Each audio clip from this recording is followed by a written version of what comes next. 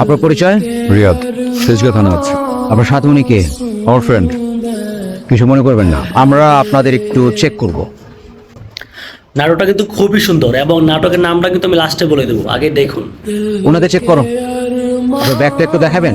আমার ব্যাগে কিছুই নেই। তো ওনাকে একটু বলুন ওনার ব্যাগটা দেখাতে। দেখো, মানে মেয়েরা এত ভয়ঙ্কর মিথ্যা কথা বলতে পারে, মেয়েরার ভয়ঙ্কর মিথ্যা কথা কোনো পুরুষ নয় ধরতে পারবে। আমার ফ্রেন্ডের সঙ্গে অনেকদিন পর দেখা হয়েছে, আমরা সঙ্গে যাচ্ছিলাম। লাস্ট পর্যন্ত ফাঁসাই দিল পুলিশ এসআই রে। আমি এর সম্পর্কে কিচ্ছু জানি না। ওনাকে গাড়িতে উঠানো। কেমন আছিস তুই? এখানে এভাবে যোগাযোগ তো তুই করিসনি, এত রাগ তোর, ফোনই ধরিস না আমার। তুই কি আগে চেয়ে সুন্দরী হয়েছিস নাকি?